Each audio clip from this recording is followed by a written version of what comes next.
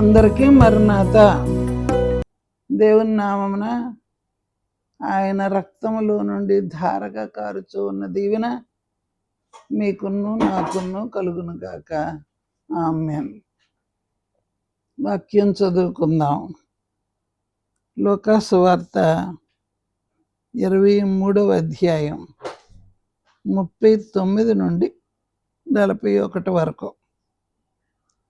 వేలాడవేయబడిన ఆ నేరస్తులలో ఒకడు ఆయనను దూషించుచు, నీవు క్రీస్తువు కదా, నిన్ను నీవు రక్షించుకునుము, మమ్మును కూడా రక్షించుమని చెప్పాను.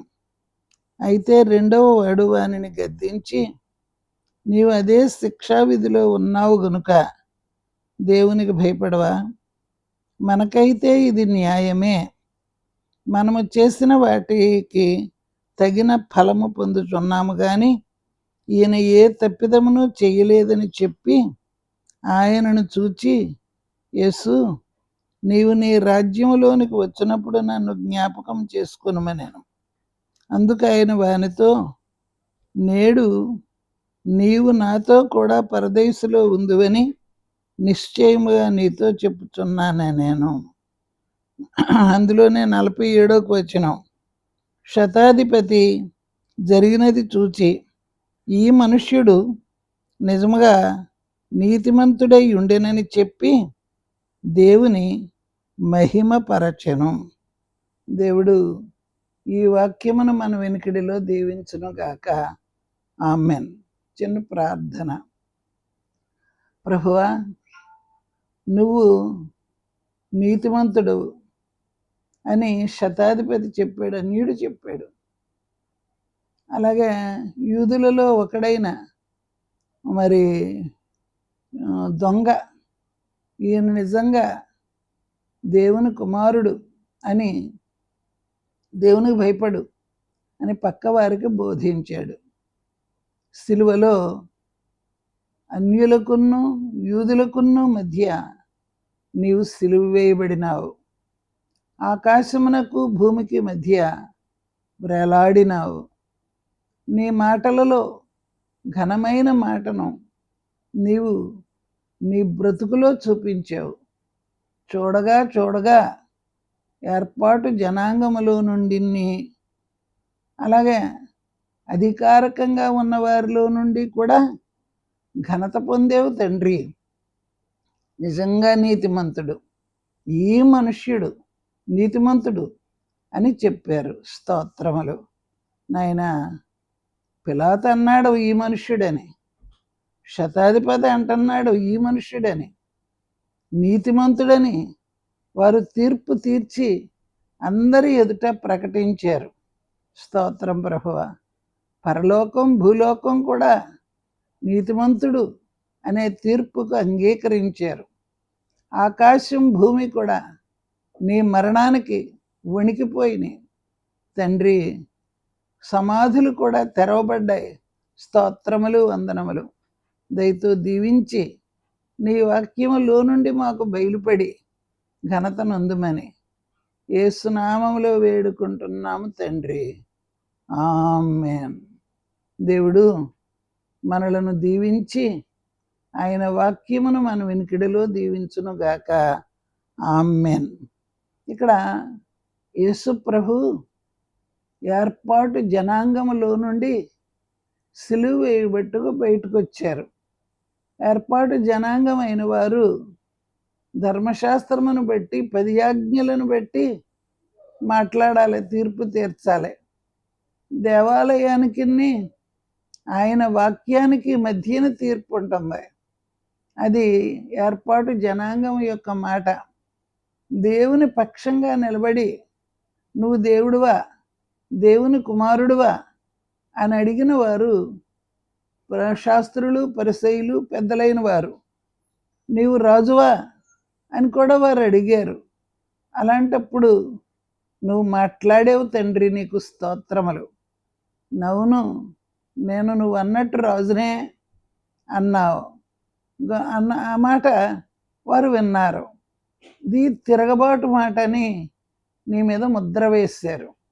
ప్రభువా, అన్ని ముద్రలను నీవు అంగీకరించి నిలబడిపోయావు గనుక ఈ వాక్యంలో ఉన్న సంగతిని బట్టి దేవుడు నిలబడటం అనేది కనపడుతుంది. యూదులకు ప్రతినిధిగా దొంగ నిలబడ్డాడు మాట చెప్పడానికి.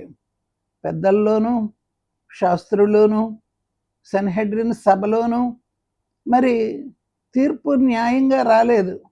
ప్రధాన యాజకులు న్యాయంగా తీర్పు ఇవ్వలేదు. అన్యాయపు తీర్పు అనుభవించాడు. అది యూదుల్లో నుండి ఆయనకు వచ్చిన తీర్పు. ఆ యూదుల్లోనే ఒకడైన దొంగ ప్రభు దగ్గర నిలబడి చెప్తున్నాడు. ఏమనంటే, నువ్వు దేవునికి భయపడవా? ఈయనలో ఏ నేరము లేదు అనే మాట యూదుల పక్షంగా నిలబడి, ఏర్పాటు జనాంగమునకు పక్షంగా నిలబడి సాక్ష్యమిస్తూ ఉన్నాడు. ఇది ప్రభువుకి గొప్ప ఆదరణ. పెద్దలైన వారు ఎవరైతే ప్రభువుని నేరస్తుడని కొట్టడానికి, తిట్టడానికి, బాధ పెట్టడానికి, అరిచేతులతో ఆయన చరచడానికి, పిడిగుద్దులు గుద్దడానికి ఎవరైతే ప్రయత్నించి దేవదూషణ చేయడానికి ఈయన పూనుకున్నాడని చెప్పారో వారిలో నుండి ప్రతినిధిగా దొంగ బయటకు వచ్చి, ఈయనలో ఏ నేరము లేదు, ఈయన రాజే, ఈయనకు రాజ్యం ఉంది, ఈయన రాజ్యము పరలోక రాజ్యము, ఈయన రాజు అని చెప్పి దొంగ చెప్పాడు. అక్కడే అన్యులైన వారు కూడా ప్రభు సిలువ ఎదుట ఉన్నారు. అందులో అధికారం కలిగిన శతాధిపతి ఉన్నాడు. శత అంటే 100 మంది మీద అధికారి, నిండు అధికారం కలిగిన ఆయన ప్రభువును చూస్తున్నాడు. ప్రభువును చూచి ఆయన చెప్పిన మాట, ఈ మనుష్యుడు నిజముగా నీతిమంతుడయ్యుండెనని చెప్పి దేవుని మహిమపరచను. అన్యులైన వారు, ఉద్యోగస్తులైన వారు, అధికారము కలిగిన వారు కూడా సిలువ దగ్గర ఉన్నారు. వారు కూడా దేవుణ్ణి మహిమపరచారంట. ఆ మహిమ ఏంటి? నిజంగా దేవుని కుమారుడు ఈ మనిషిలా కనబడుతున్నాడు, కానీ ఈయన నీతిమంతుడని వారు సాక్ష్యం ఇచ్చారు. యూదులకు ప్రతినిధిగా ఉన్న ఆయన, అన్యులకు ప్రతినిధిగా ఉన్న ఆయన యేసు ప్రభు సిలువలో ప్రభువుతో నీతిమంతుడు అనే బిరుదును పొందాడు.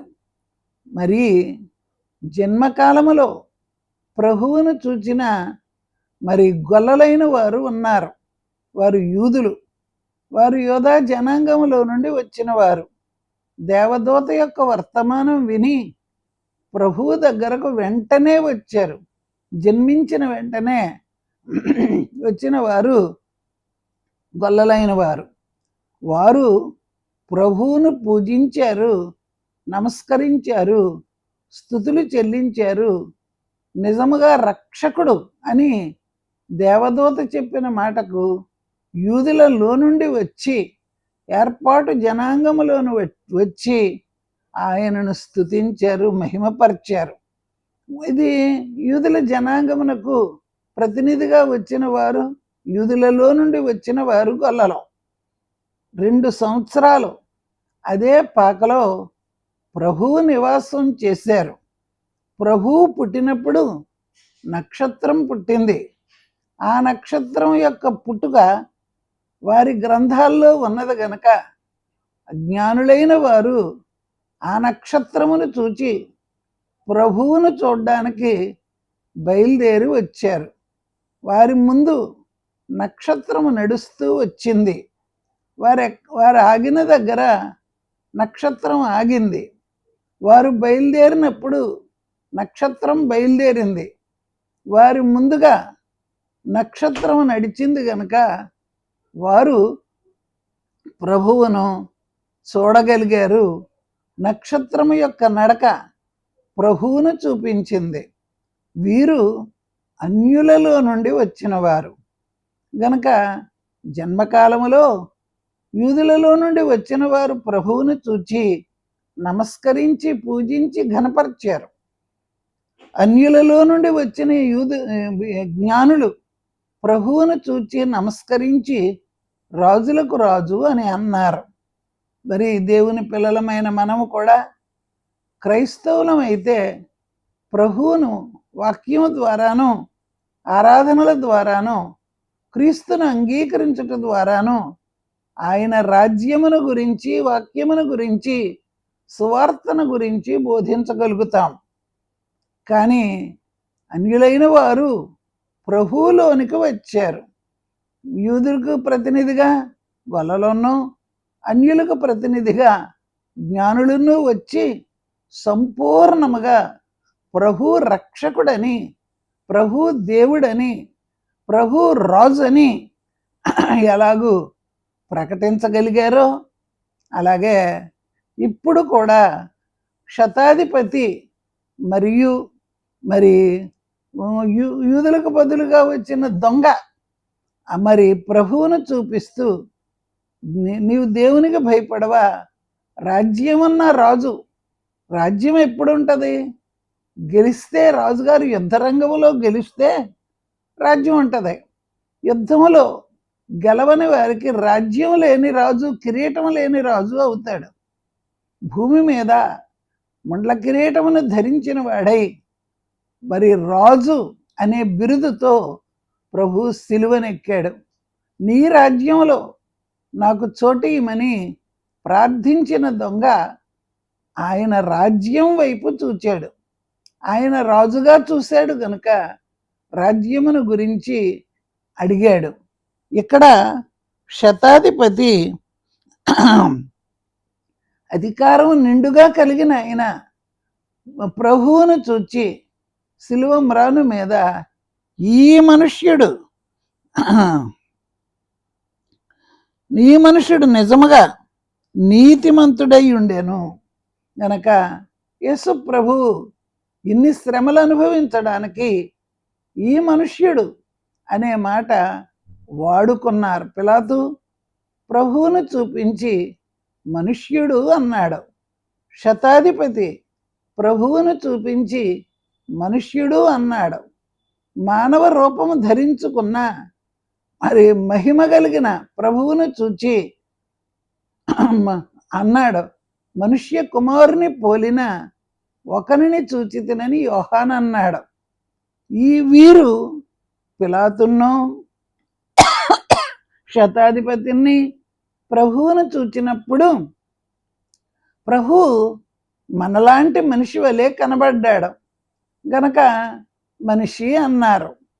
కానీ యోహాను మాత్రం ఆకారానికి మనం చూసిన మనిషి కుమారుడే, మనతో నడిచిన మనిషి కుమారుడే, అద్భుతకరుడుగా కనబడిన మనిషి కుమారుడే, యేసుగా కనబడిన మనిషి కుమారుడే. కానీ ప్రకటన వచ్చేటప్పటికి ప్రభు సమాధిని గెలిచి పునరుద్ధాన బలముతో బయటకు వచ్చి సంఘానికి కనబడి వారిని బలపరచి నేను లేచాను, మరణమును జయించానని ఆ జయశాలిగా వారికి కనబడినప్పుడు వారు పూర్తిగా నమ్మిన తర్వాత తోమా వలె నమ్మలేని వారు కూడా ఉన్నారు. కానీ పూర్తిగా నమ్మారు అని ప్రభువు స్థిరపరచుకునే వరకు ఆ 40 రోజుల్లో 11 సార్లు వారికి బాహాటముగా కనబడి లేచాడు ప్రభువు, ఆయన లేచాడు అని ఆ ఘనతను సంపాదించారు. ఆయన మనుష్య కుమారుని అనగా యేసు ప్రభువుని ఈ శతాధిపతి ఏ మనుష్య కుమారుని చూచాడో పిలాతు ఈ మనుష్యుడని ఏ మనిషిని చూపించాడో ఆయనే ఇప్పుడు మనుష్య కుమారుని పోలిన మహిమ కుమారుని చూపించారు. పోలిక అచ్చయ్య యేసుప్రభువే. చూడ్డానికి మనం నీళ్ళ మీద నడిచినప్పుడు చూచాం, అప్పుడు మన ప్రభువే. 5,000 మందికి భోజనం పెట్టినప్పుడు చూచాం, అప్పుడు మన ప్రభువే. రోగులను బాగు చేసినప్పుడు చూచాం, అప్పుడు మన ప్రభువే మనతో నడిచి బోధించినప్పుడు చూచాం. అప్పుడు మన ప్రభువే ఇప్పుడు ఆ మనుష్య కుమారుని యొక్క పోలిక కనబడుతుంది, కానీ మహిమ మాత్రం మామూలుగా లేదు. ఆ మహిమను చూడగానే యోహాను చచ్చిన వాని వలె పడ్డాడంట. అంత మహిమ. మరి మనం ప్రయాణాలు కారులో చేసినా బండిలో చేసినా ప్రయాణం చేసేటప్పుడు రాత్రి వేళ లైట్లు వెలుగుతాయి. ఎదరొచ్చే లైటు కాంతివంతంగా ఉంటే మన కళ్ళు కాసేపు కనబడవు. కళ్ళ మీద అంత పెద్ద లైటును చూసే శక్తి కంటికి లేదు గనక మరలా కన్ను మామూలుగా చూడడానికి వచ్చే వరకు ఆ కంటికి కనపడినట్టు కనపడదు కాసేపు. ఆ తర్వాత మళ్ళీ కనపడడం మొదలెడుతుంది. అప్పుడు కనబడనప్పుడు మనం ఏం చేస్తాం? ఆగుతాం. కనపడితేనే బయలుదేరగలుగుతాం. మార్గంలో ఏ హాని లేకుండా వెళ్ళగలుగుతాం. గనక చీకటి గల కళ్ళైపోయినప్పుడు మనం చూడలేం కదా. అలాగే యోహాను కూడా ప్రకటన గ్రంథం వ్రాయడానికి నిలబడినప్పుడు ఆయన మనుష్య కుమారుని పోలిన ఒకనిని చూచాడు. శతాధిపతి చూసినప్పుడు మనుష్యుడు, పిలాతు అప్పగించినప్పుడు మనుష్యుడు, ఆయన మరణించినప్పుడు ఆయన మన మనుష్యుడు. గనక ధర్మశాస్త్రములో ఏ మనిషి మనకు కనబడుతున్నాడో ఆయన మనిషి.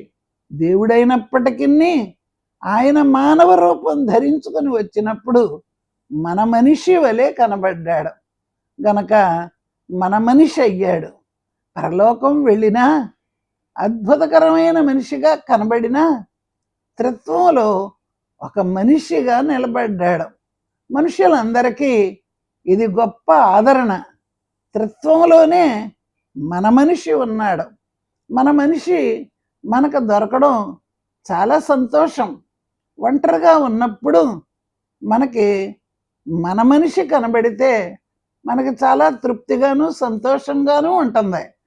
అలాగే యేసు ప్రభు మన మనిషి గనక పరలోకంలో మనకు కనబడుతున్నాడు. వధించబడిన గొర్రె పిల్ల వలె సింహాసనం ఎదుట కనబడుతున్నాడు. త్రిత్వంలో మన మనిషి గొర్రె పిల్లగా వధించబడిన, అనగా సిలువ వేయబడిన, చంపివేయబడిన, బెళ్ళెంపోటు పొడవబడిన, మేకులు నాటబడిన, ముండ్ల కిరీటం పెట్టబడిన ఆ గొర్రె పిల్ల వధించబడినట్టు మరి సింహాసనం ఎదుట నిలబడింది.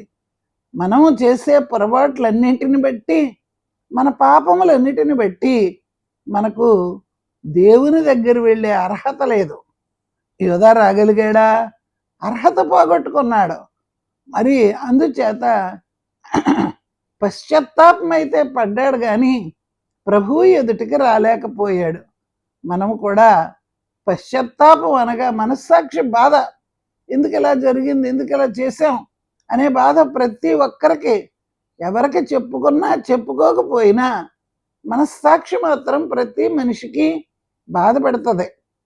అలాంటి బాధ మరి మనం పడుతున్నాం. ఈ లోకంలో ఆయా పొరపాట్లు మన వలన జరిగినప్పుడు అలాంటి బాధ ఉంటుంది కదా. అయితే ప్రభువు గొర్రె పిల్ల వలె వధించబడిన ఈ సిలువ, ఇదిగో లోక పాపమును మోసుకొని పోవచ్చున్న దేవుని గొర్రె పిల్లని, యోహాను చెప్పిన గొర్రె పిల్ల, వధకు తేబడిన గొర్రె పిల్లని యెషయా చెప్పిన గొర్రె పిల్ల, సిలువ మ్రాను మీద నోరు తెరవని మౌనముగా ఉన్న, బొచ్చు కత్తిరించు అని ఎదుట మౌనముగా ఉన్న గొర్రె పిల్ల, వధించబడిన గొర్రె పిల్ల సింహాసనం ఎదుట కనబడుతుంది. అందుచేత ఆ సింహాసనం ఎదుట కనబడిన గొర్రె పిల్లను మనం చూస్తున్నాం. ప్రభువే, ప్రభువా, ఈ బిడ్డ కొరకు నేను వధించబడ్డాను, నన్ను చూడు, నా రక్తం చూడు, వీరిని క్షమించు అని శిలువ మీద క్షమాపణ ప్రార్థన నేటి వరకు కూడా వధించబడిన గొర్రె పిల్ల వలె దేవుని సింహాసనం ఎదుట ఉండి ఆయన సిలువను చూపిస్తూ తండ్రితో మాట్లాడుతూ ఉన్న మనుష్య కుమారుని పోలిన ఆయన మనం చూస్తున్నాం. ప్రభువుని మరి పిలాతు ఎదుట చూచాము, ప్రభువును సిలువ మీద చూచాము, ప్రభువును శతాధిపతి చూసినప్పుడు వింటున్నాం, చూస్తున్నాం. ఇప్పుడు మనుష్య కుమారుడిగా త్రిత్వంలో ఒక భాగమైపోయాడు. తండ్రి, కుమార, పరిశుద్ధాత్మ అనే త్రిత్వంలో యేసు ప్రభు కనబడుతున్నా. ఏ మనిషి కొరకైనా, ఎలాంటి మనిషి కొరకైనా అక్కడ ఆయన మన విజ్ఞాపన గనక ముందెళ్ళి బల మీద ఉంటే ప్రభువు అడుగుతాడు, ఈ మనిషిని తిన కొరకే నేను వచ్చానని. మనకి మనుషులమైన మనకి గొప్ప ఆదరణ కలుగుతుంది. ఆ ఆదరణ ఏంటి అని అంటే, ఆయన మనుష్య కుమారుడు మనకు ఆయన ప్రత్యేకించి కనబడుతూ ఉన్న ప్రభు, మన కొరకు ప్రార్థన చేస్తూ ఉన్న మనుష్య కుమారుడు. మనిషికి ఎంత గొప్ప ఆదరణ! ఎంత పొరపాటు చేసినా చివరి వరకు కూడా దేవుడు మీ కొరకు కనిపెడుతూ ఉన్నాడు. ఆయన ఏ మనిషిని విడిచిపెట్టేవాడు కాదు, ఎవరిని చూడకుండా ఉండేవాడు కాదు. చాలామంది నాకు అన్యాయం జరుగుతుంది, దేవుడు నన్ను చూడలేదు అని అనుకుంటారు. కానీ ఇక్కడేం రాయబడి ఉందంటే, నీ కొరకు విజ్ఞాపన చేయడానికి త్రిత్వంలో కుమారుడైన మనుష్య కుమారుడు అక్కడ ఉన్నాడు. ప్రభువును చూడండి. మరి మీ కొరకు వధించబడిన గొర్రెపిల్ల సిలువ అక్కడ కనబడుతుంది. నేను వేలాడదీయబడ్డాను, నేను రక్తం కారుస్తున్నాను, నా రక్తంతో ఈ బిడ్డను కడుగు, బాగు చేయి అని ప్రభువే స్వయముగా మీ కొరకు విజ్ఞాపన చేయడానికి ఆయన సిలువను జ్ఞాపకం చేస్తూ ఉన్నాడు. కనుక ప్రియమైన దేవుని పిల్లలారా, సిలువలో నీకు ఆదరణ ఉంది, సిలువలో నీకు బలం ఉంది, సిలువలో మనుష్య కుమారుడు ఉన్నాడు. మరి గవర్నమెంట్లో మనకు అవసరం తీర్చడానికి గవర్నమెంట్లో హోదా కలిగిన ఎవరైనా ఉంటే మనం చెప్పుకుంటాం, ఫలానా మినిస్టర్ గారు మా అబ్బాయి, మా తండ్రి, మా సహోదరుడు అని మనకేమవుతాడో మినిస్టర్ గారు కనుక అక్కడ ఉంటే చెప్పుకుంటాం కదా, బలమే కదా. అలాగే దేవుని త్రిత్వంలో కూడా మనుష్య కుమారుడని ఆయన ఉన్నాడు కనుక ఆయన చేసిన ప్రతి విజ్ఞాపన ప్రార్థన మనకు జవాబుగా ఉంటుంది. నిరాశ పడనక్కరలేదు. మనుష్య కుమారుడు భూమి మీద కనబడ్డాడు, మనుష్య కుమారుడు బోధకుడుగా కనబడ్డాడు, మనుష్య కుమారుడు సిలువ మ్రాను మీద కనబడ్డాడు, మనుష్య కుమారుడు నీతిమంతుడుగా కనబడ్డాడు, మనుష్య కుమారుడు త్రిత్వంలో కనబడ్డాడు. ఆ మనుష్య కుమారుడే మీ కొరకు విజ్ఞాపనలను చేస్తూ ఉన్నాడు. గనక నిరాశ పడొద్దు, భయం పడొద్దు. మనకు రక్షణ ఇవ్వడానికే లోకమునకు వచ్చి ఈ ఘనమైన కార్యక్రమమును చేశాడు.